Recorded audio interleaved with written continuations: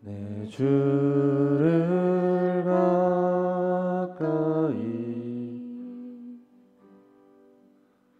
더욱 가까이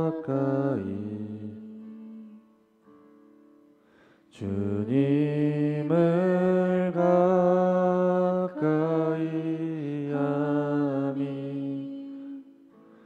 내게 복이라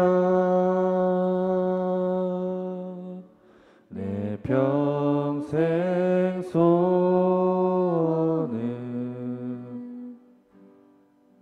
내 평생 소원이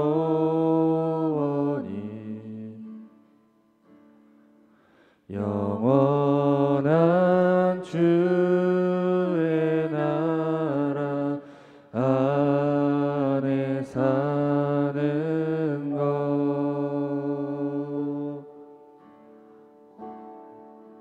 내 주를 가까이 더욱 가까이 주님을 가까이 하미 내게 복이라 내 주를 가까이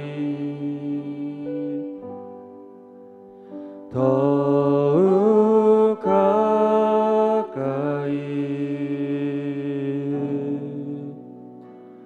주님을 가까이 하미 내게 복이라 내 주를 가까이 더욱 가까이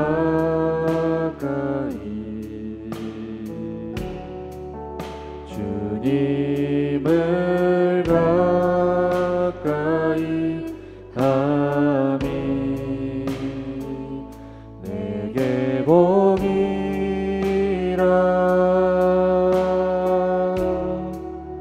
내 평생 소원은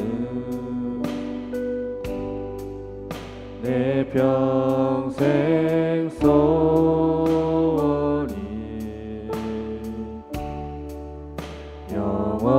영원한 주의 나라 안에 사는 것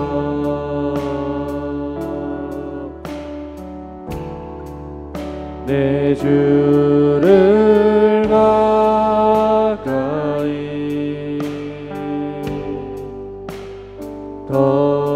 더욱 가까이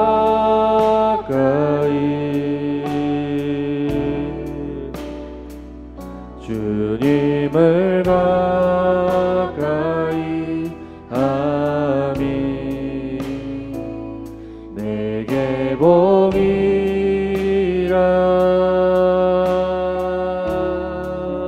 내 주를 가까이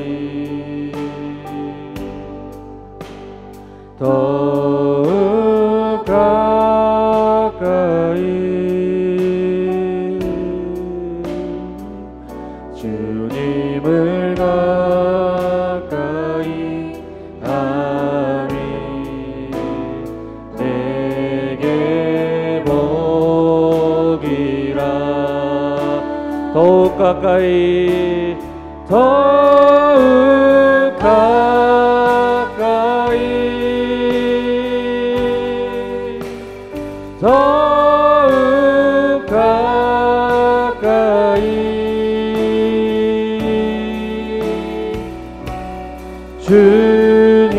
주님 앞에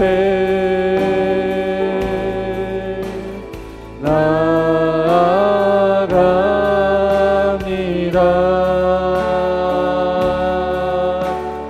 더욱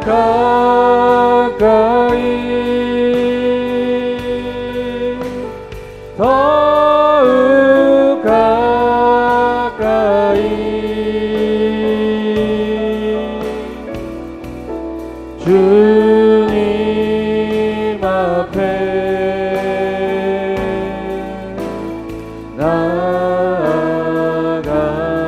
나아갑니다. 내 주를 가까이 더욱 가까이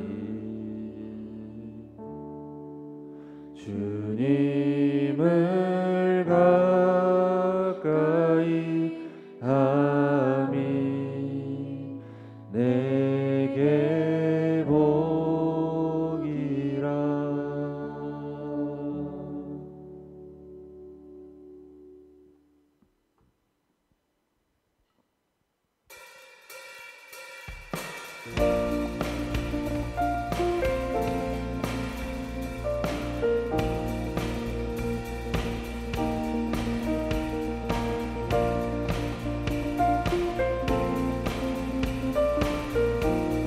주 하나님, 주 하나님,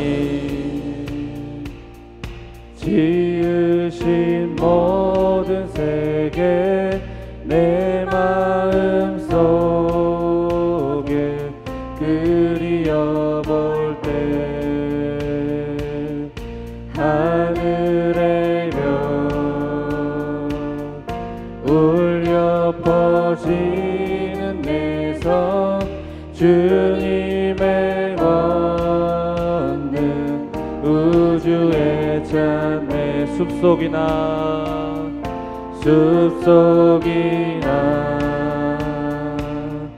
험한 산 골짜기에서 지저귀는 저 새소리를 봐 고요하게 흐르는 시냇물은 주님의 솜씨 노래하도다. 주님의 높고 위대하심을 내 영혼이 찬양하네. 주님의 높고 위대하심을 내 영혼이 찬양하네.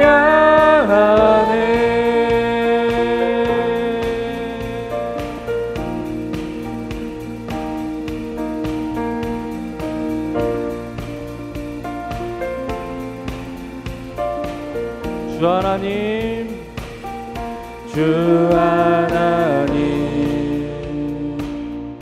독생자 아낌없이 우리를 위해 보내주셨네. 십자가에 피 흘려 죽으신 주 내 모든 죄를 구속하셨네. 내 주 예수, 내 주 예수, 세상에 다시 올 때 저 천국으로 날 인도하리. 나 겸손히 엎드려 경배하며 영원히 주를 찬양하리라.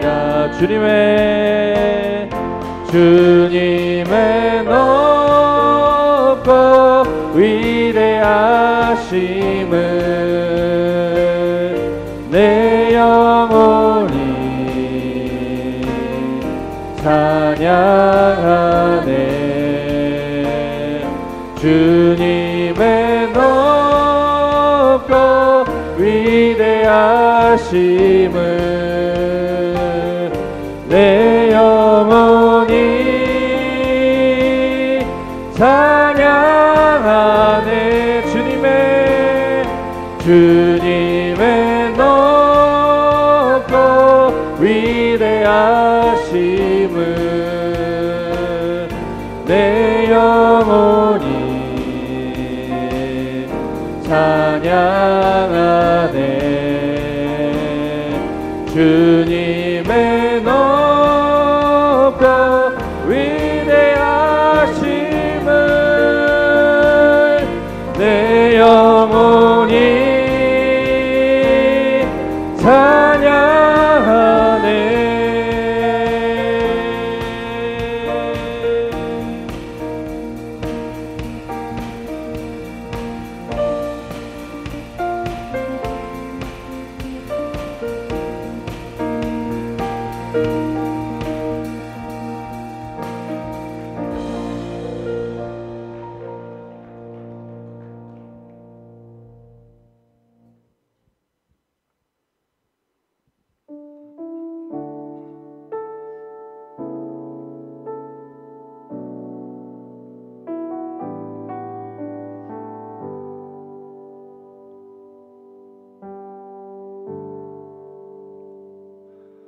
참 아름다워라 주님의 세계는 저 솔로몬의 옷보다 더 고운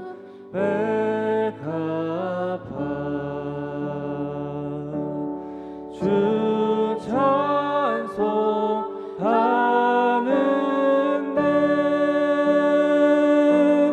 저 맑은 새소리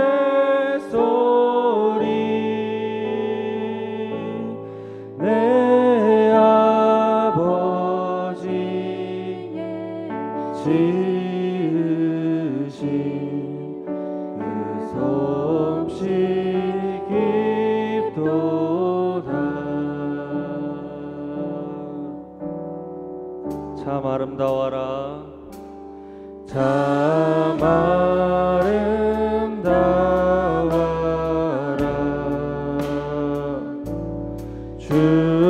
주님의 세계는 저 아침에와 저녁도 밤하늘 빛나며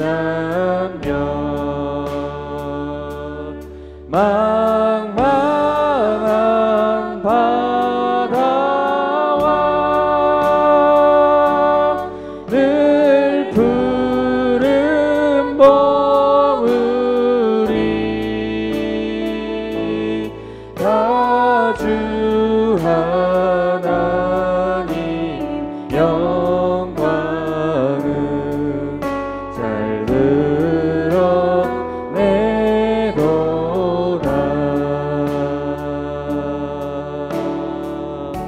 참 아름다워라 참 아름다워라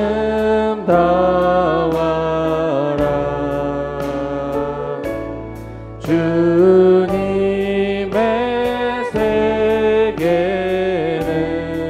세계는 저 산에 부는 바람과 잔잔한 시냇물 그 소리 가운데 그 소리 가운데 주 음성 들리니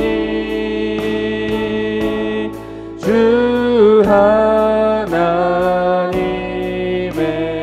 큰 뜻은 내 알 듯한 그 소리 가운데 그 소리 가운데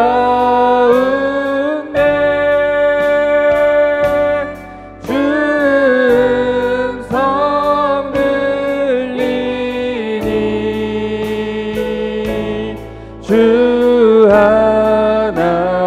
하나님의 큰 뜻은 내 알 듯하도다.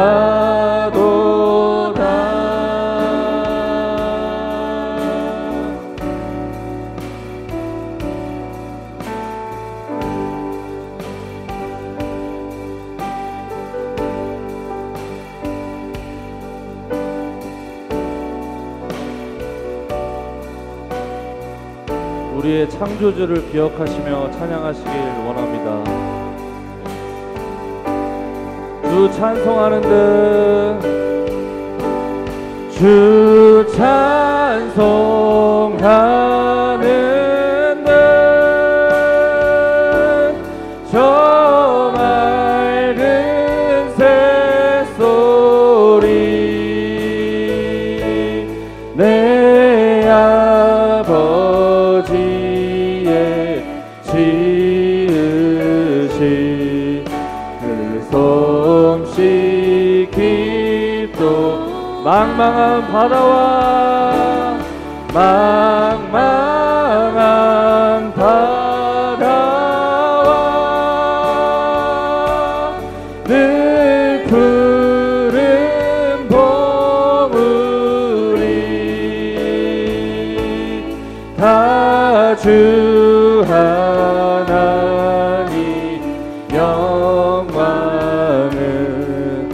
잘 들어. 마지막으로 배가겠습니다. 그 소리 가운데 그 소리 가운데 주 음성 들리니 주 하나님의 큰 뜻은 내 알 듯하도다. 이 시간 함께 하나님을 기억하며 예배 가운데 나아가시겠습니다.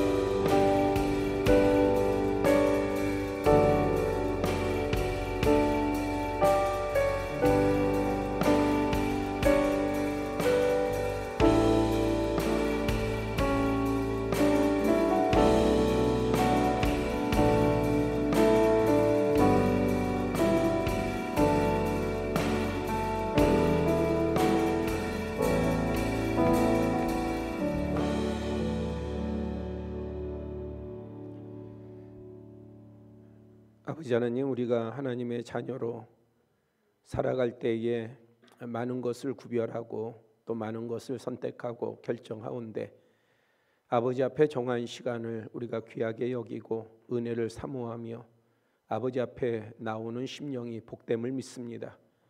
이 시간도 아버지 하나님 그러한 중심을 가지고 나온 심령들 아버지께서 어루만져 주시고 위로하여 주시고 새 힘을 주시며 또한 한 주간의 복의 복을 더하여 주시사 우리의 삶이 은혜의 흔적이요 또한 우리에게 쌓이는 것이 하나님을 향한 간증이 되게 하여 주시옵소서. 이 시간에 말씀의 나눔 가운데 함께하여 주시옵소서. 예수 그리스도의 이름으로 기도드렸사옵나이다. 아멘. 마태복음 9장 35절로 38절까지 보겠습니다. 마태복음 9장 35절로 38절입니다.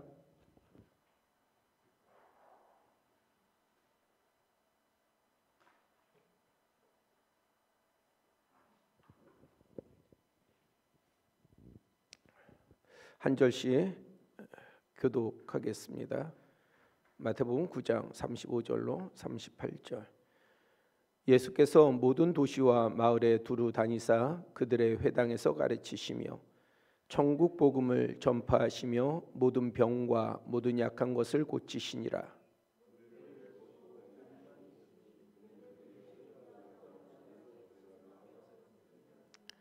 이에 제자들에게 이르시되 추수할 것은 많되 일꾼이 적으니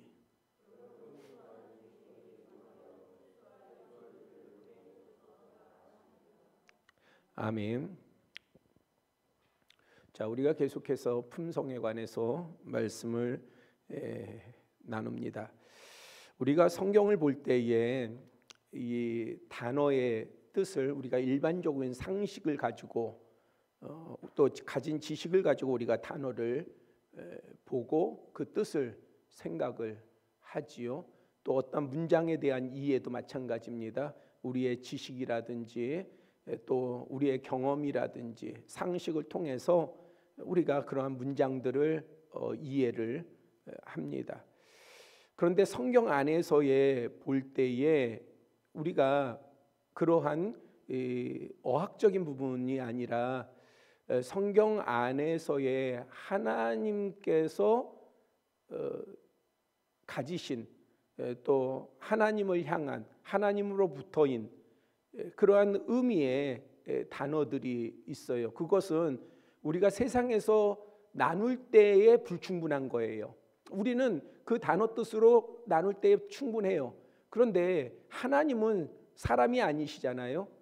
그렇기 때문에 하나님 안에서 우리가 어떠한 단어를 볼 때에 그 단어가 우리의 사전적인 의미를 되게 벗어났거나 보다 더 깊거나 또 보다 더 확실하거나 보다 더 넓은 거를 보게 됩니다. 그래서 우리가 그러한 부분들 가운데에 좀 열어놓고 하나님의 말씀을 볼 필요가 있습니다. 그래야 우리가 어떤 단어든지 아니면 어떤 문장이든지 그것을 우리가 마음을 통해서 깨달을 수 있고 또 하나는 우리의 삶을 통해서 그러니까 그 말씀들이 내 삶에 풀어질 때에 우리가 이 풀어진다라고 하는 의미를 이해한다고 한다면 그렇다면은 말씀이 내 안에서 풀어질 때에 그것이 단순히 그냥 우리가 일상에서 사람들과 사람 사이에서 나누어지는 그 의미를 넘어선 되게 깊은 뜻이 있고 분명한 뜻이 있고 또 힘 있는 뜻이 있게 되는 것이죠. 그리고 우리가 또 그렇게 살펴볼 필요가 있는 것은 대하다 보면 사람들이 그래요.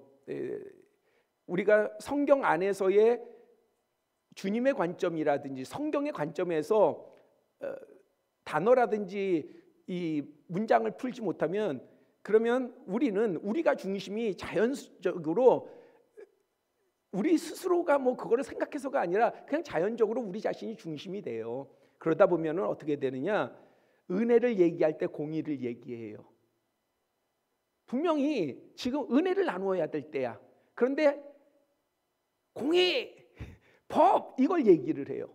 그 다음에 공의와 정의를 이야기할 때 뭘 얘기해요? 은혜를 얘기해요. 아이 은혜롭게 넘어가면 되지. 아이 그것은 뭐 은혜잖아. 뭐 은혜롭게 이해하면 되지. 아니 공의가 세워져야 되는데 어디에서 우리는 기준을 둬야 됩니까? 내 이해가 아니에요. 그렇죠? 우리의 삶에서 그냥 사람 사이에서 풀어가는 것이 아닙니다. 정확한 우리가 그 부분을 보고 세우기 위해서는 주님의 시각을 가지고 주님의 뜻 안에서 살펴야 되는 것이죠. 그래서 그것은 내 자신에게도 양보가 없어야 돼요. 내 자신에게. 그래야 참다운 회개가 나오는 거죠. 깨달음이 나오는 거죠. 그래야 내가 바른 방향을 세울 수 있는 것이죠. 왜냐하면 하나님이 공의를 얘기할 때에 어떠하더라도 세상은 다 예스 하더라도 나는 뭐 해야 돼요? 노 해야 되는 거죠. 세상이 다 노하면 나는 뭐 해야 돼요? 나는 예스 해야 하는 거죠. 그러니까 하나님의 어떤 그런 부분 가운데서 왜냐하면 순교자들이 다 그래서 순교한 거예요. 주님 안에서 순교한 사람들이 왜 순교했겠어요? 그들이 왜 순교했겠어요? 쓸데없이 순교한 게 아니에요. 그들이 미련해서 순교한 게 아니에요. 그들이 순교한 것은 바로 하나님의 시각에서 받고 그 본 것으로 끝나는 것이 아니라 그것을 지켜서 행했기 때문에 순교를 한 겁니다. 몰라서 그런 거 아니에요. 자기의 목숨이 안 아까워서 그런 게 아니에요. 두려움이 없어서 누가 모판을 세워놓고 그 대못을 세워놓고 거기를 걸어가라고 하는데 누가 그것을 겁을 안 낼 사람이 어디 있겠습니까? 다 겁이 나죠. 인간이면 다 겁이 나요. 엘리야가 왔다고 해도 엘리야도 겁이 나는 거예요. 그런 것들은. 다니엘과 그 다음에 다니엘의 세 친구 사드락 메삭 아벳느고가 풀무불에 들어갈 때에 그들이 겁이 없었던 게 아니에요. 용기가 넘쳐났던 게 아닙니다. 다 겁도 나고 두려움도 있는 거예요. 그런데 뭐예요? 하나님을 바라보니까 불 속에 들어가는 것이고요. 모판을 주기철 목사님 같은 경우는 모판을 걸어간 거고요. 다 그런 것이죠. 그래서 우리가 이러한 부분 가운데서 세상의 문학이나 세상의 책을 볼 때야 우리가 그냥 뭐 여러분들 가운데서 이해되는 대로 보면 되지만은 성경은 우리가 볼 때에 좀 더 주님의 어떤 의미 가운데서 좀 더 넓게 볼 필요가 있습니다. 제가 왜 서두에 이런 말씀을 드리냐면 오늘 이 시간에 나눌 말이 긍휼이기 때문에 그래요. 긍휼. 긍휼은 사전적인 의미는 뭐냐? 불쌍히 여기는 거예요. 그러니까는 동정하는 거죠. 불쌍하게 보이기 때문에 돌봐주는 거예요. 왜 돌봐주냐? 불쌍하니까. 그게 긍휼이에요. 사전적인 의미는. 그러면 우리가 사전적인 의미를 따라 본다고 한다면은 먼저 뭐가 있어야 되는 거예요? 동정할 만한 일들이 내 앞에 벌어져야 되는 거예요. 누군가에게 나타나야 되는 거예요. 그래야 내가 뭐를 할 수 있어요? 긍휼할 수가 있는 거예요. 왜? 내가 동정해야 되니까. 동정이라는 게 그런 거잖아요. 아무것도 없는데 내가 어떻게 내가 수영이를 동정하고 싶어도 내가 동정하고 싶어도 수영이가 예쁘고 잘나고 노래도 나보다 훨씬 더 잘하고 키가 나보다 큰가? 아무튼 잘났는데 내가 동정할 마음이 어디가 생기겠어요. 그러나 저에게는 수영이를 향한 긍휼의 마음이 있어요. 담임 목사로서 긍휼한 마음이 있어요. 부모의 세대로서 긍휼한 마음이 있어요. 그러면 사전적인 의미하고는 안 맞잖아요. 근데 성경적인 의미 가운데서는 내가 긍휼히 여기는 게, 저를 긍휼히 여기는 게 되게 아름다운 것이죠. 왜냐하면은 성경적인 의미의 긍휼의 바탕은요, 뭘 바탕으로 하고 있냐? 사랑을 바탕으로 하고 있기 때문에 그래요. 뭔가를 보고 나서 생기는 것이 아니라 사랑을 바탕, 그리스도의 사랑을 바탕으로 하고 있기 때문에, 그렇기 때문에 누구를 향해서든지 긍휼히 여길 수 있는 거예요. 원로 목사님 사모님을 향해서도 저는 긍휼히 여길 수 있는 거예요. 어르신이지만은 주님 안에서 긍휼히 여길 수 있는 거예요. 마찬가지로 제가 목사지만 여러분들이 저를 어떻게 여길 수 있어요? 김소영 원사님? 긍휼히 여겼어요. 긍휼히 여기세요? 안 여기기만 해봐. 긍휼히 여겨야 돼. 긍휼히. 그래서 주님 안에서는 우리가 누구나 다 부모가 자식을, 자식이 부모를 다 긍휼히 여기는 거예요. 이건 동정이 아니에요. 사전은 동정이에요. 불쌍한 모습이 보이니까 내가 돌봐야 돼. 이것이 긍휼이야. 그러나 주님 안에서는 그 단어가 풀어질 때는 아니에요. 하나님께서는 우리를 긍휼히 여기셔요. 그래서 이 긍휼 안에는 강한 요소는 있어요. 불쌍히 여기는 거. 긍휼이 더 강하게 나타나는 것은 기본적으로 사랑을 바탕으로 하지만 그 사랑이 보다 더 적극적으로 표현될 때는 바로 사전적인 의미일 때에 좀 더 강하게 나타나겠죠. 왜? 어려움을 겪거나 힘든 일을 겪거나 그런 일이 있으면은 더 긍휼이 크게 나타나지 않겠습니까? 그렇죠? 그래서 이러한 긍휼을 우리가 좀 주님 안에서 갖고, 왜 이걸 가져야 되느냐?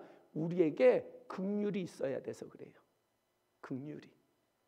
마태복음 5장에 보면은 예수님의 산상수훈이 시작이 됩니다. 근데 처음 그래서 5장, 6장, 7장이 예수님의 산상수훈이란 말이에요. 산상보훈이라고도 하는 산에 오르사 입을 열어 가르쳐 가라사대 그러시면서 하신 말씀이 뭐예요?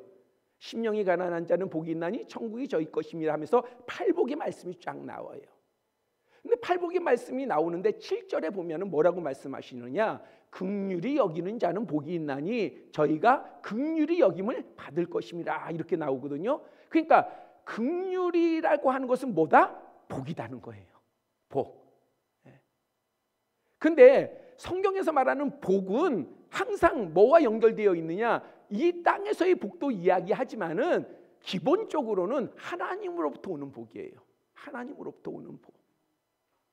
그러니까 긍휼이라고 하는 것은 뭐와 연결되어 있느냐? 하나님으로부터 오는 복과 연결되어 있는 거예요. 그런데 보니까 뭐라고 얘기를 하시냐면은 긍휼히 여기는 자는 복이 있다. 그럼 그 긍휼은 누구에게서 나타나는 거예요? 내게서 나타나는 거예요. 그렇죠?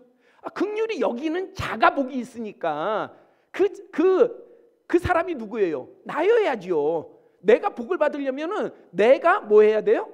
긍휼히 여겨야 되는 거예요. 내가 긍휼히 여겨야 되는 거예요. 우리가 긍휼히 여겨야 되는 거예요. 그래야 복된 사람이에요. 하나님의 복을 받으려면 긍휼히 여겨야 돼요. 그러면 이 복이 뭐냐?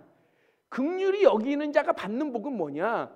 저희가 긍휼히 여김을 받을 것입니다. 그러면 이 긍휼은 누구로부터 오는 긍휼이겠어요?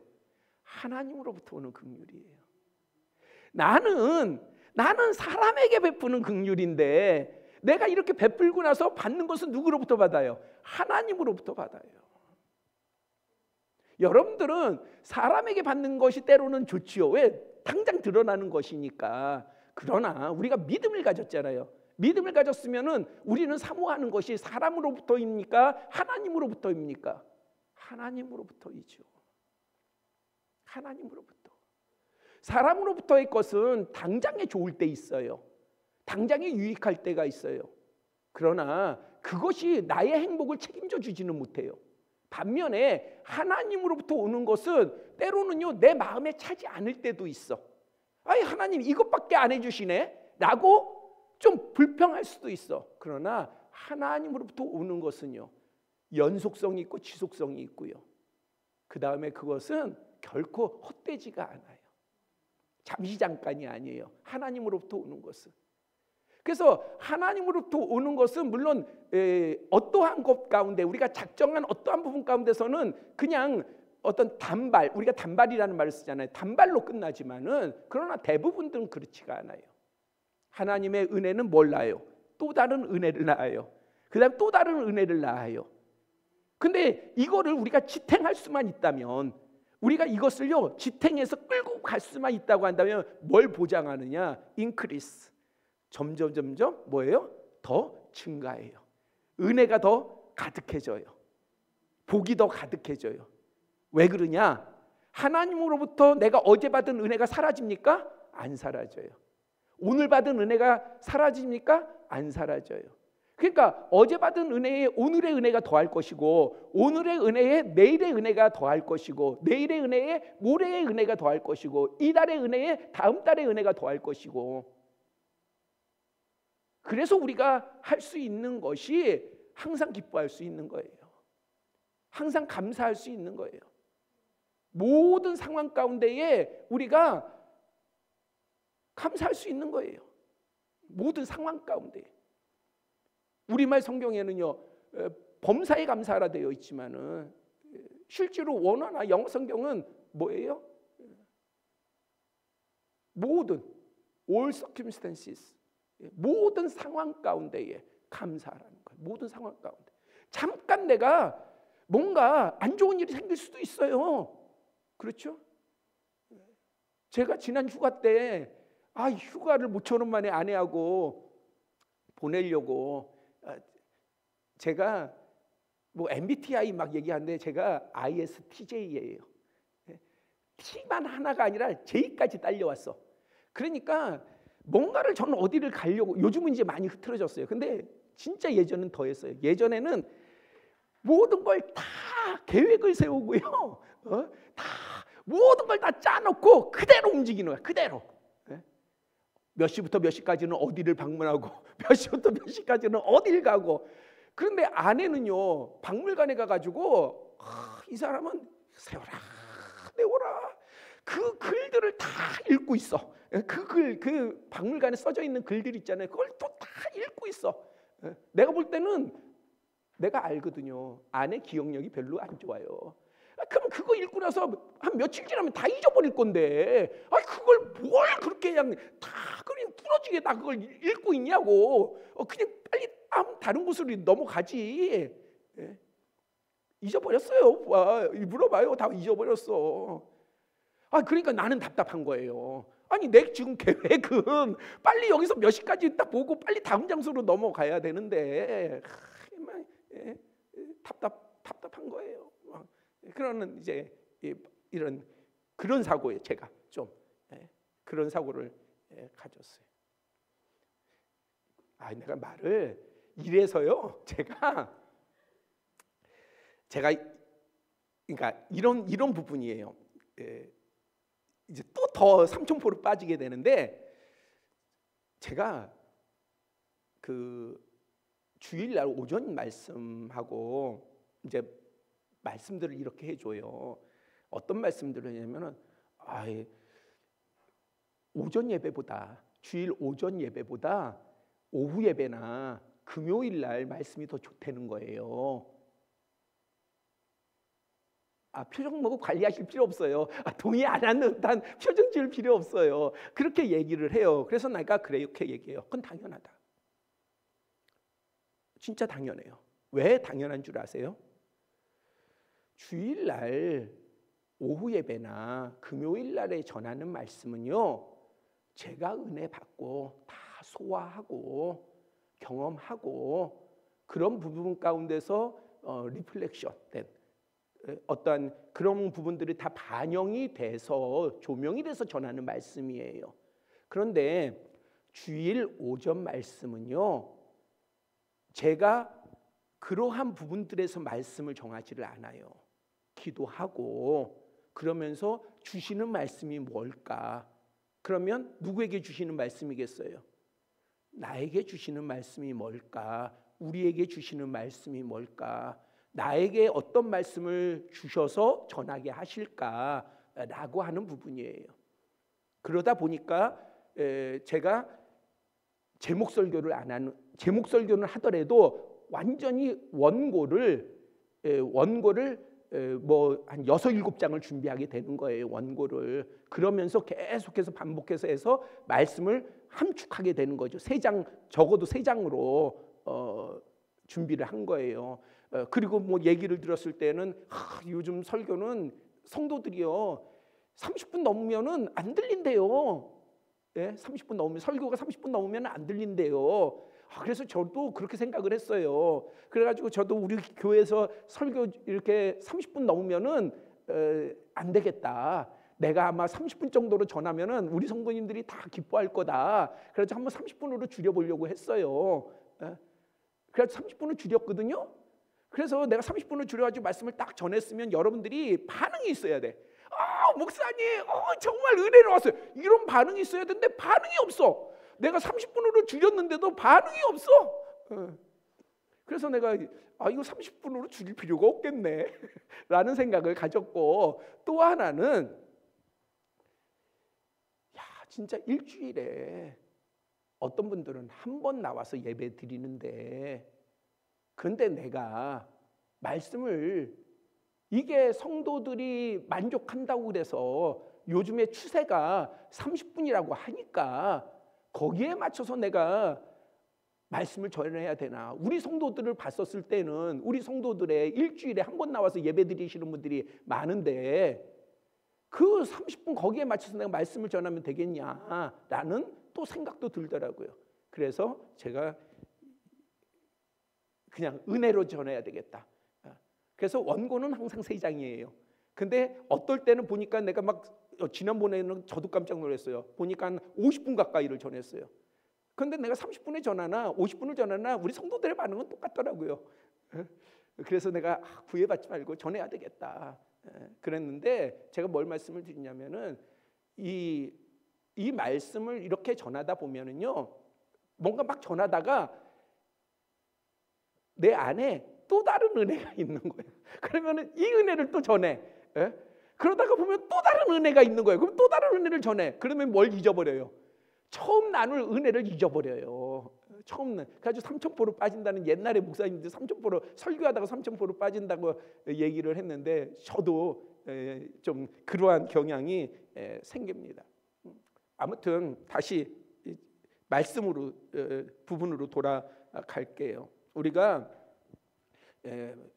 성경의 말씀 단어를 내 마음 가운데에, 내 생활 가운데에 우리가 그 말씀을 이해하고 풀 때에 우리가 더욱더 주님 안에서 그 의미를 잘 살펴서 나타낼 수 있는 것이죠. 자, 우리는 지금 긍휼을 나누고 있고, 그 다음에 긍휼히 여기는 자가 복을 받아요. 그런데 그 긍휼히 여기는 자가 받는 복은 하나님으로부터의 긍휼이에요. 하나님으로부터의 긍휼은 대단히 놀라운 거예요. 사모할 만한 거예요. 그래서 우리가 하나님의 긍휼을 바로 받는 그런 복된 자가 되기를 소망합니다. 신앙적인 의미에서 긍휼을 보면요, 좀 내 자신도 살펴야 되고 주님의 시각 가운데서 다른 사람도 좀 살필 줄 알아야 되죠. 그래야 우리가 긍휼히 여길 수가 있는 것이죠. 내가 살피지 못하면은 긍휼히 여길 수가 없어요. 오늘 우리가 오전에 욥기서 말씀을 갖다가 잠시 나눴지 않았습니까? 그런데 친구들이 왔어요. 그러니까는 욥은 어땠어요? 성경에는 뭐라고 표현되어 있냐면은 새 친구라고 얘기했어요. 새 친구. 친구를 위하여 목숨을 버리는 것보다 더한 사랑은 없느니라. 그것이 친구의 관계거든요. 내가 너희를 종이라고 하지 아니하고 친구라고 하리라. 왜냐하면은 종은 상전이 하는 일을 알지 못하지만 친구는요, 나누잖아요. 친구니까. 그래서 알잖아요. 그게 친구와 종의 차이거든요. 그래서 친구라는 존재는 대단히 중요한 존재인 거예요. 부부가 친구일 수도 있어요. 부모와 자녀가 친구일 수 있어요. 그래서 요즘 같은 경우에는 부모와 자녀가 친구처럼 지내지 않습니까? 그러니까는 친구라는 개념은 대단히 참 좋은 개념이에요. 예수님께서 제자들을 친구로 여기셨어요. 그런데 누구까지도 친구로 여기셨느냐? 바로 가룟 유다까지도 친구로 여기셨어요. 그래서 그가 예수님을 팔러 왔었을 때에 예수님께서 가룟 유다를 뭐라고 부릅니까? 친구여라고 불러요. 그러니까 친구라고 하는 이러한 부분들이 대단히 그 귀한 그러한 의미를 가지고 있습니다. 그래서 우리가 이러한 부분들 가운데에 어떠한 말씀이라든지 이러한 부분들을 더욱더 우리가 좀 적용해 볼 수가 있어야 합니다. 그 신앙을 우리가 비춰볼 때에 그런 부분들이 있잖아요. 그 여과기라고 하는 게 있잖아요. 여과기.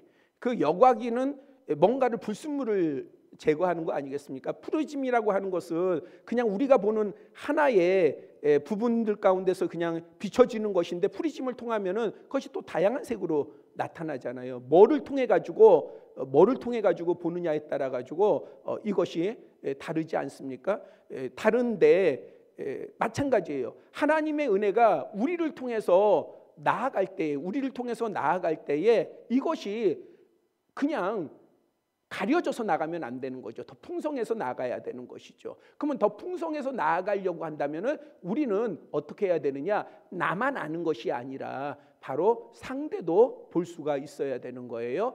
그래서 아까 그 말씀 가운데 우리가 욥을 이야기하다가 말았지 않습니까? 근데 욥에게 다가온 사람들이 친구였어요. 그런데 그 친구들이 욥을 볼 때에 뭘 봤어요? 욥을 볼 때에 뭘 본 줄 아세요? 망한 걸 본 거예요. 망한 걸. 욥을 먼저 본 게 아니라 망한 걸 본 거예요. 망한 것에서부터 욥을 보기 시작한 거예요. 욥을 보고 그의 고난을 보고 그의 지금 상황을 본 게 아니라 결과 망했다라고 하는 것을 보고 거기서부터 욥을 추정하니까 뭐예요? 욥은 뭘 받았다? 심판을 받았다가 되는 거예요. 그러면 심판을 받은 욥이니까 이들이 할 일은 뭐예요? 정죄하는 거예요. 야, 너가 죄 때문에 그래. 너가 죄 때문에 그래. 너가 죄 때문에 그래. 그런데 실상 친구들이 보지 못했던 건 뭐가 있어요? 바로 하늘의 일이에요. 하늘의 일. 하늘의 일은 욥이 정의롭지 못해서가 아니에요. 오히려 정의롭기 때문에 그에게 환난이 임한 거야. 그가 하나님의 사람이기 때문에 환난이 임한 거예요. 어려움이 다가온 거예요. 시험이 닥친 거예요. 하나님의 사람이기 때문에. 그걸 못 보니까 뭐예요? 망했네? 하나님부터 심판이 있었네? 그러면 쟤는 잘못한 거야. 그러면서 이제 뭘 잘못했는지를 따지는 거죠. 뭘 잘못했는지. 근데 나오질 않아. 뭘 잘못했는지 나오질 않아. 그러니까 뭐예요? 야, 너가 죄를 졌으니까 그렇지. 그거밖에 없는. 너 죄를 졌으니까, 너가 하나님 앞에 잘못을 했으니까 네가 이 모양 네 꼴이 됐지.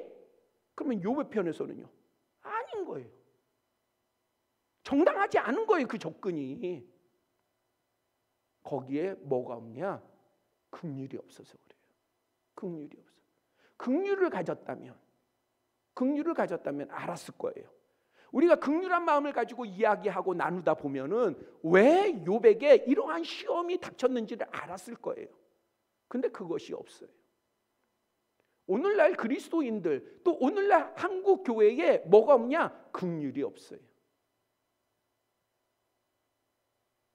제가 말씀드렸잖아요. 박영선 목사님이라고 되게 유명하신 목사님이 계시는데, 제가 목사님들의 어떤 그런 설교나 강의를 좀 잘 안 듣는 편이긴 해요. 그런데 제가 박영선 목사님의 말씀이라든지 강의는 제가 좀 찾아서 보는 편이에요. 근데 제가 기회가 되었을 때에 그분 이제 목양실에서 대화를 나눈 적이 있어요.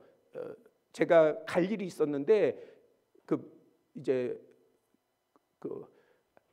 그런 이제 좀 큰 교회는 뭐 비서 목사님들이 계시지 않습니까? 그래서 목사님이 부르신다고 그래가지고 제가 가가지고 이제 대화를 나누는데 그런 얘기를 하시더라고요. 우리 교회 성도들은 너무 날카롭대요. 왜? 거기는 제자 훈련이 다 돼 있고 말씀 훈련이 잘 돼 있거든요. 근데 사랑이 없고 날카롭대요. 그러니까 제자 훈련 말씀을 우리가 배우면 어때야 돼요?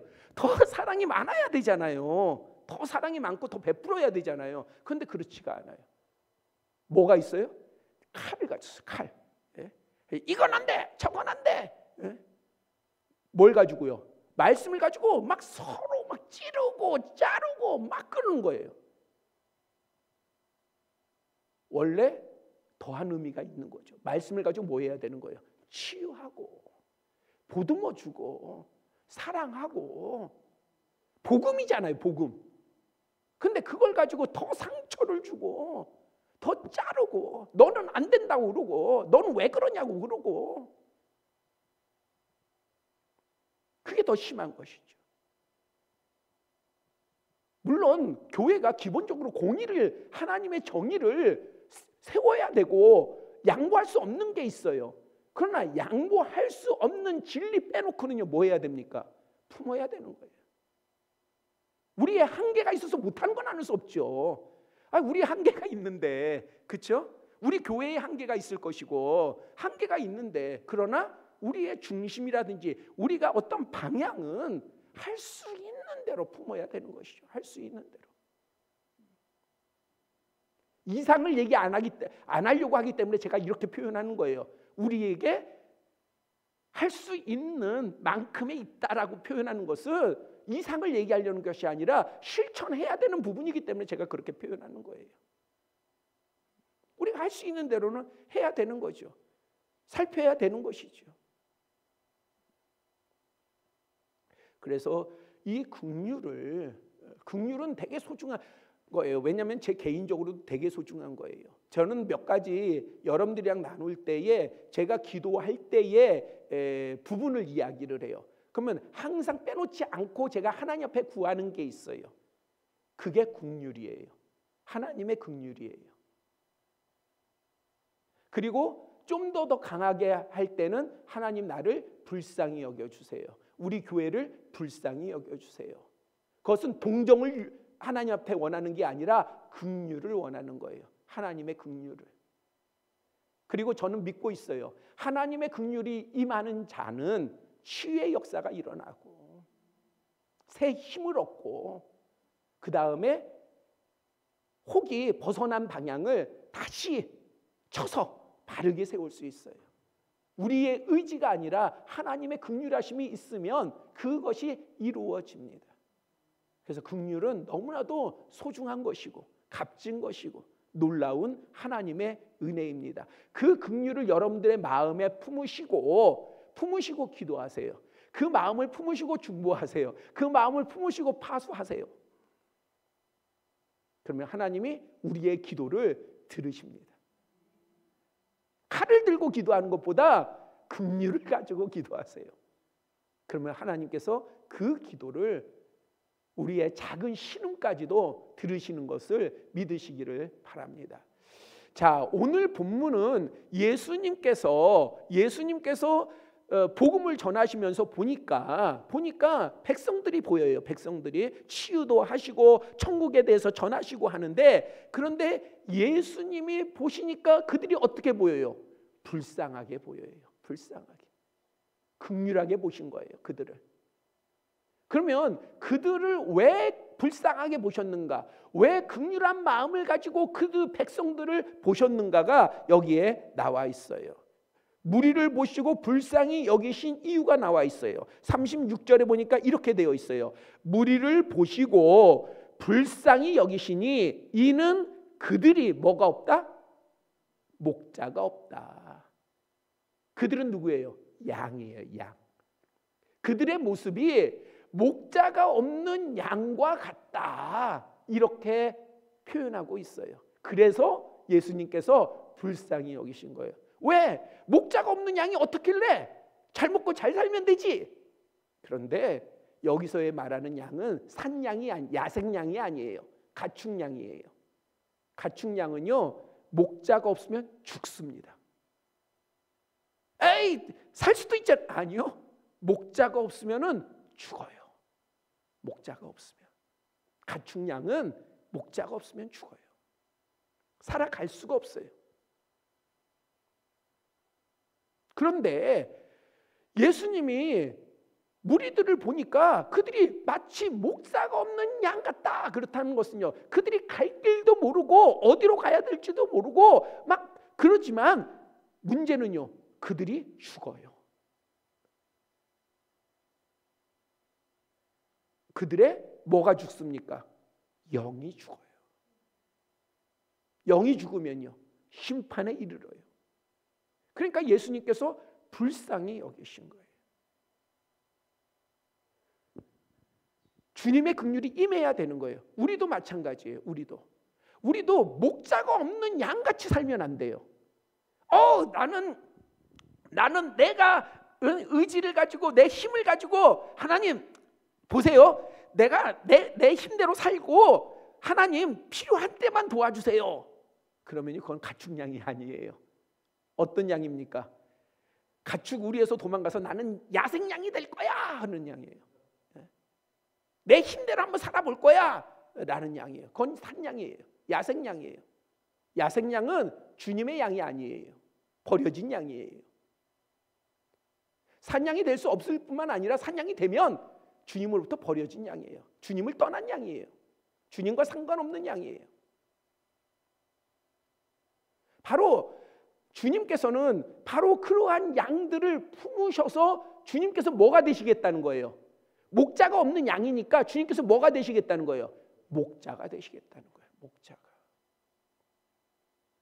그래서 목자로서 양에게 베풀어지는 것이 바로 뭘 바탕으로 하고 있느냐? 긍휼을 바탕으로 하고 있어요. 긍휼을.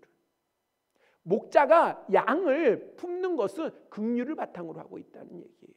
이익을 바탕으로 하는 것이 아니라.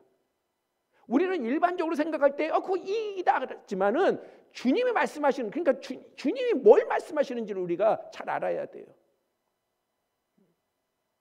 그래서 요한복음 10장에 바로 목자와 양의 비유가 있지 않습니까? 이거를 우리가 잘, 목자와 양의 관계를 잘 알아서 우리도 가지는 긍휼을 좀 더 풍성하게 가져야 돼요. 우리가 받는 긍휼을 더 풍성하게 가져야 되고, 우리가 행할 긍휼을 좀 더 넓게 가져야 되는 것이죠. 그래서 이 부분을 이해하기 위해서는 시편 23편을 우리가 볼 필요가 있어요. 이 시편 23장은 우리가 너무나도 잘 아는 내용이죠. 여러분들 다 암송하시잖아요. 그렇죠? 이상원 집사님 암송하시잖아요. 시편 23편 23장 외우라고 얘기는 안 할게요. 여호와는 나의 목자시니 내게 부족함이 없으리로다. 거기서부터 시작을 하잖아요. 근데 시간 관계상 우리가 세세하게 살펴볼 수는 없지만, 거기서 목자가 양을 향한, 다시 말하자면은 다윗은요, 우리가 볼 때에 똑똑한 사람이죠. 다윗이 능력 있는 사람이죠. 용기 있는 사람이죠. 지혜로운 사람이죠. 욥은 믿음 있는 사람이죠. 권세도 가진 사람이죠. 물질도 가진 사람이죠. 솔로몬보다 더 위대한 사람이에요. 그게 다윗이에요. 그런데 다윗이 그러면 솔로몬보다 왜 더 위대하냐? 다윗은 이 땅에서뿐만이 아니라 하나님 앞에서도 위대한 사람이에요. 그럼 그가 왜 그런 역임을 받을 수 있었느냐? 그것은요, 다윗이 뭘 인정한 거냐면은 하나님의 긍휼하심을 인정했기 때문에 그래요. 하나님의 긍휼하심을 의지했기 때문에 그래요. 강한 사람인데, 보통 다윗 같은 사람은요, 이 세상에 나오면은 다윗 같은 사람은요, 아니에요, 하나님 의지 안 해요. 하나님 내가 한번 하는 거 보세요 하고 내가 막 뭐 하는 사람이지 긍휼을 구하는 사람은 아니에요. 그런데 다윗은요, 목동으로 있을 때도 그러하고 도망 다닐 때도 그러하고 왕으로 세워질 때도 그러하고 그는 항상 하나님의 긍휼을 구했어요. 왜? 하나님의 긍휼로부터 받은 은혜가 크기 때문에 그래요. 그래서 23장에 뭐라고, 그가 주님에 대해서 뭐라고 말씀하고 있습니까? 고백하고 있습니까? 나의 목자시다. 여호와는 나의 목자시니. 그러면 나는 뭐라는 얘기예요? 나는 양이라는 얘기잖아요. 나는 양. 나는 양이야. 양이 무슨 힘이 있어요? 혼자서 못 산다니까요. 혼자서 아무것도 못 한다니까요. 근데 다윗 같은 사람이 하는 말이 아니라 진실된 고백이에요. 나는 주님의 양입니까? 오늘 우리도 이 고백이 있어야 돼요. 나는 주님의 양입니다. 한번 양 해보세요. 내가 양 해가지고 주님의 양만 될 수 있다면은 내가 10,000번 더 하지. 안 하더라도 내가 진짜 주님의 양이라고 하는 것을 인정해야 돼요. 삶에서 인정하셔야 돼요. 그래야 여호와가, 그래야 주님이 나의 목자가 되셔요. 그러면 나를 어디로 인도하세요? 믿으세요. 푸른 초장으로 인도하세요.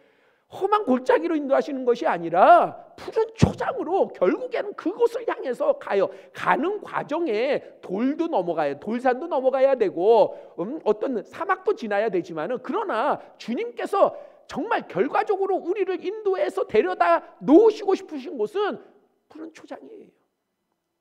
복된 곳이에요. 그 다음에요, 쉴 만한 물가로 인도하세요. 쉴 만한 물가로. 그리고요, 내 영혼을 소생시켜 주셔요. 내 영혼을. 누가? 목자가. 내 영혼을 소생시켜 주신다니까요. 우리가 그렇지 않은 때로는 시험에 와가지고, 여러분들 그 믿음 생활을 하다 보면요, 시험이요 그냥 작은 시험이 왔다가 없어지지 않아요. 그렇게 오는 게 아니라요, 시험이 몰아닥칠 때는요, 오른쪽에서도 시험, 왼쪽에서도 시험, 아래에서도 시험, 위에서도 시험, 막 그냥 곳곳에서 엄습해 와요. 그래서 진짜 힘들거든요. 그렇게 진짜 힘들 때가 있거든요. 그럴 때 필요한 것은요, 내 영혼이 거기에 눌리지 않고 소생하는 거예요. 내 영혼이. 그러면 여러분들 한번 보세요. 내가 육신으로 하는 것은 내가 계획을 세워서 뭔가 해 나갈 수가 있어. 근데 내 영을 새롭게 하는 것은요, 여러분들 힘으로 안 돼요. 여러분들이 작정하고 나는 내 영을 한번 소생시켜 봐야지. 아무리 생각해 보세요. 백날 노력해도 안 돼요. 내 영이요 눌려 있으면 절대 안 살아나요. 누가 해주셔야 돼요? 주님이 해주셔야 돼요. 근데 주님이 목자이시기 때문에, 나는 주님의 양이기 때문에 내 영혼을 소생시켜 주신다는 거예요. 소생시켜 주셔요. 이 문제를 보지 마세요. 막 문제들을 보다 보면 내 영혼은 더 죽어요. 그러나 내 영이 나의 목자 되신 주님을 바라보면요, 내 영이 살아나요.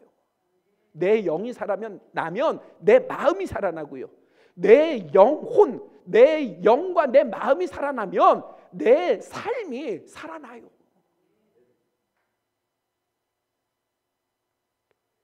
그리고요, 의의 길로 인도해 주셔요. 의의 길로. 나를 의의 길로. 제가 말씀드리죠. 여기서 말하는 의는 도덕적인 윤리적인 것이 아니에요. 하나님 앞에서의 의예요. 하나님이 찾으시는 의예요.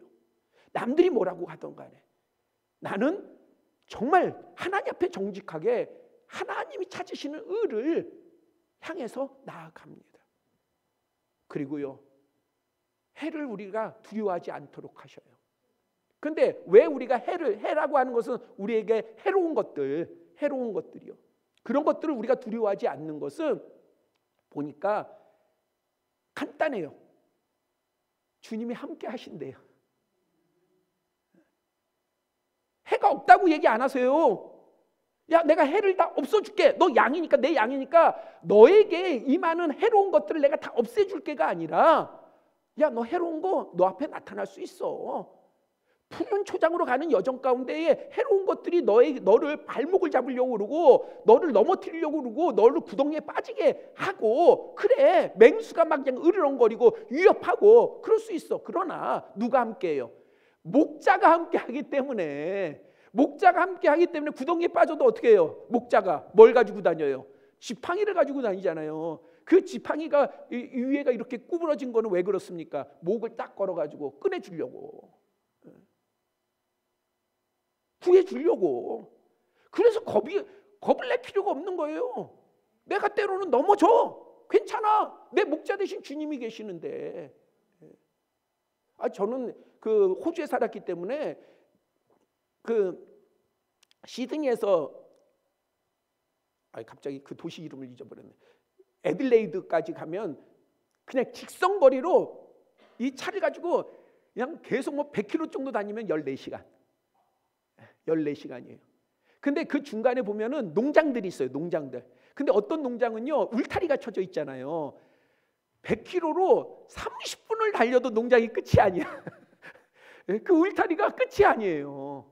근데 이제 미국 제비라는 친구하고 같이 이제 거기 아들레이드를 우리 둘이서 이제 내려가는데 보니까 이 새끼 양 한 마리가 양떼 없고 그 울타리 끝쪽에 와가지고 있는 거예요. 끝쪽에. 그래가지고 너무 안 됐잖아요. 제가 보기보다는 마음이 약해서. 그래서 어떡하냐 그랬더니 얘는 뭐 그런 데를 잘 아니까 그렇게 얘기해요. 걱정하지 말아요. 다 목자가 찾으러 온대. 다 찾으러 온대요.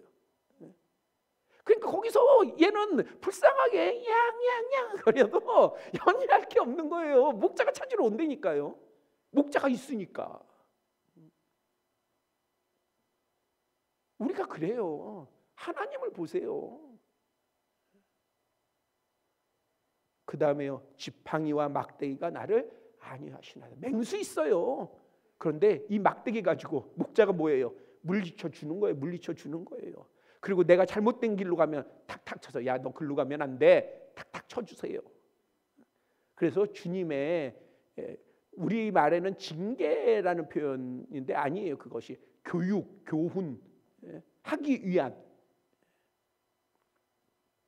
그 다음에요, 기름을 내 머리에 발라주셔요. 기름을. 나를 영화롭게 하시고 거룩함을 지키게 하시고 구별된 것을 알려주시고. 그래서 이 주님이 목자이신 양은요 뭐냐? 내가 영원히 하나님의 집에 거하리로다. 영원히. 이 바탕이 뭐라고요? 긍휼이에요. 목자의 긍휼. 누구를 향한? 양을 향한, 우리를 향한.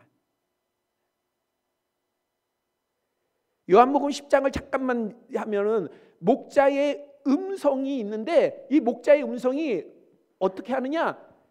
양들이 여러 마리잖아요. 뭐 우리야 뭐 저도 태백산 가봤지만은 양 기껏해야 많으면은 눈에 보이는 게 한 몇십 마리예요. 몇십 마리, 뭐 몇백 마리 될 수도 있지만, 그러나 이 양떼를 막 치는 데는 진짜 막 몇천 마리가 있기도 해요. 그런데 목자는 뭐예요? 보니까 말씀해 보니까 주님이 목자이실 때는 양의 이름을 다 알아요. 그래서 양을 부를 때 다 부르는 거예요. 하나, 내가 너를 지명하여 불렀나니. 그러니까 주님이 나의 목자일 때는요, 우리 무리를 해서 야 너희는 내 양이야가 아니라 너는 내 양이에요. 너는 내 양. 우리의 이름을 다 아셔서, 그래서 나를 양으로 품어주시는 거예요. 그래서 그렇기 때문에 양은 뭘 알아요? 목자의 음성을 알아요. 목자의 음성. 저는 경험이 없는데 그렇다고 그러더라고요. 뭐냐면은 목자들끼리 만날 거 아니에요. 양떼를 이끌다 보면. 그러면 목자들이 만나면 반갑잖아요. 그럼 목자들이 서가지고 막 이제 수다를 떠는 거예요. 막 이야기를 해요. 그럼 양떼가 어떻게 되겠어요? 양 우두머리가, 야 너희는 저쪽이니까 저쪽 가. 우리 양은 야 이쪽으로 와. 이래요 양들이? 아니에요. 뒤섞여요. 막 뒤섞여요. 양들이 막 뒤섞여요. 그러다가 이제 목자들이 다 얘기 끝내고 나서 이제 각자 갈 길을 가야 될 거 아니에요. 그러면 목자가 야 가자 그러면은 야 가자 그러면 그 목자의 양떼가 쭉 따라가요. 또 그 목자를. 왜요? 자신의 목자의 음성을 알기 때문에 그래요. 그리고 예수님께서 말씀하시기를 나는 양의 문이다. 예수님이 양의 문이 된 것을 들어가며 나오고 꼴을 얻고 생명을 얻게 하기 위해서, 더한 은혜를 받게 하기 위해서 주님께서 양의 문이 되십니다. 나는 양에게 생명을 주고 더 풍성하게 하려 함이라. 그래서 주님은 둘로 나눴어요. 목자를. 하나는 선한 목자, 다른 하나는 사꾼 목자. 양을 팔려고 하는 목자와 양을 통해서 이윤을 추구하려는 목자와 그 다음에 양을 위한 목자로 나누었습니다. 선한 목자에게는 긍휼함이 있어요. 양을 향한 긍휼함이 있어요. 자, 이제 말씀을 마무리하겠습니다. 우린 주님으로부터의 양이에요. 주님의 양이에요. 주님의 양일 때 우리가 할 수 있는 것, 우리가 가진 소중한 것이 있어요. 주님의 긍휼을 구하세요. 주님의 긍휼을 구하세요. 주님의 긍휼을 바라보세요. 긍휼을 의지하세요. 그래서 부끄러울 게 없는 거예요. 긍휼이라고 하는 말이, 의라고 하는 말은 뭔가 의 앞에 나가려고 하면은 뭔가 걸리는 게 있잖아요. 그렇죠? 하나님의 의에 나갑시다 그러면은 예 나갑시다 하는데 뭔가 나는 좀 해당이 안 되는 부분도 있는데 이런 게 되잖아요. 근데 긍휼은요, 우리가 어떠하든지 그냥 이 모습 이대로 나갈 수 있어요. 이 모습 이대로. 그 긍휼을 의지해서 나아가세요. 그 다음에 우리가 그렇게 나아가면 뭘 아는 거예요? 주님의 긍휼을 알잖아요. 그러면 그 긍휼을 가지고 우리가 뭐 해야 돼요? 긍휼히 여겨야 되는 거죠. 남편을 긍휼히 여기세요. 김선혜 집사님, 남편을 긍휼히 여기세요. 아셨죠? 나는 오늘 김선혜 집사님이 못 나올 줄 알고 어저께 아내하고 같이 염려를 했어요. 어제 누가 교회에 아침부터 와가지고 그냥 오후 늦게까지 막 그냥 열심히. 잘 들어요. 매번 일하던 사람이 그렇게 하면 별로 눈에 안 띄어요. 우리 김선아 집사님이 그냥 일을 하는 거예요. 그래가지고 아내랑 나랑 너무 무리하는데 몸살 나는 거 아니야? 저러다가 내일 주일 예배 빠지는 거 아니야? 막 염려가 되더라고요. 염려가 돼.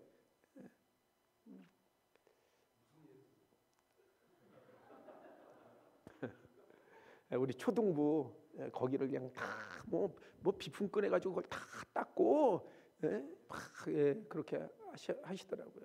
뭐 누가 시켜서 하나요? 그러니까 시켜서 하는 게 아니라 저는 그렇게 마음이 감동이 돼서 하면 그게 진짜 좋은 거잖아요, 그렇죠? 그래서 전 감사한 거죠. 그래서 내려갈까 말까 아내랑 그런 것 가지고도 목사와 사모가 고민을 합니다. 지금 이게 내려가야 돼. 우리가 내려가서 아는 척을 해야 돼. 이걸 그냥 모르는 척하고 지나가야 돼. 막 둘이서 막 고민을 했어요. 아무튼 우리가 긍휼, 남편을 긍휼히 여기세요. 아내를 긍휼히 여기세요. 자녀를 긍휼히 여기세요. 부모를 긍휼히 여기세요. 지체들을 긍휼히 여기세요. 그 다음에 여러분들이 세상 가운데서 여러분들 마음 상하게 하는 사람들 있죠? 이상한 집사님 있죠? 이상한 집사님이에요. 내가 이상한 집사님 뒤에 있는 이상한 집사님한테 물었는데 지금 고개는 끄덕였어요. 긍휼히 여기세요.